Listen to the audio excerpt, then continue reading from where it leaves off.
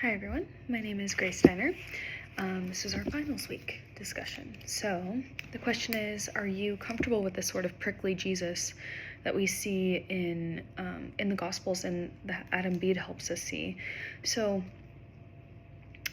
when you read the Bible close, you'll notice a Jesus who confronts the leaders, who confronts his followers, and his non-believers. He confronts everybody. He wants honesty no matter who you are.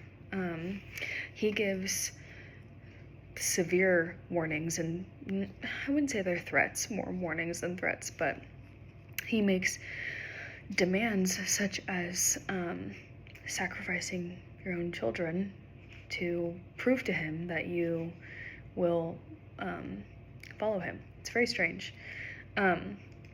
He's prickly, I would say, not because he's unwelcoming or unloving, because I grew up with the Jesus thinking he was always accepting, always gentle, always kind, and very helpful.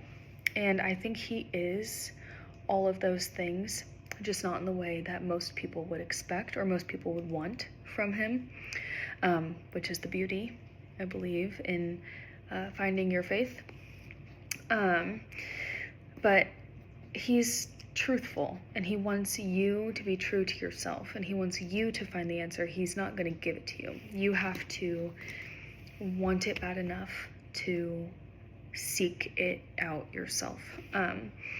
Just kind of like Adam Bede, he doesn't give credit where credit is not due.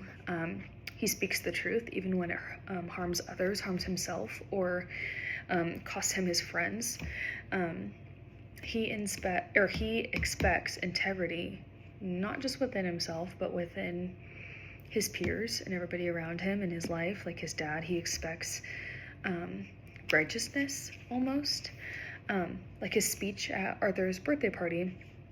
That's a good example of a prickly Jesus, because he's not there to be rude or harmful, but it is almost awkward.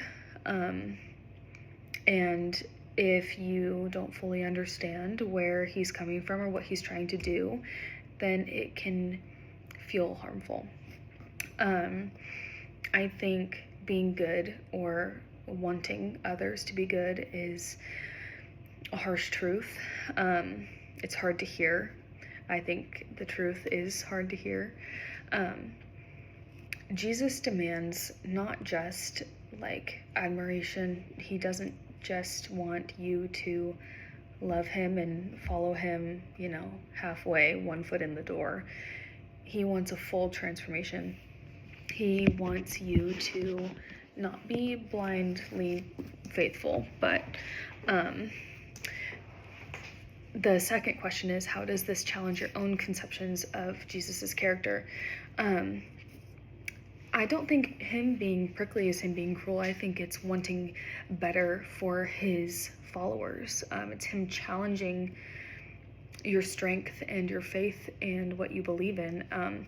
And I prefer a Jesus who forces me to be honest, not just within myself, but with other people and within my life and the way that I live. And he wants me to live a life that I accept, and not for others. It's just for me and it's just for him. It's not about anybody else.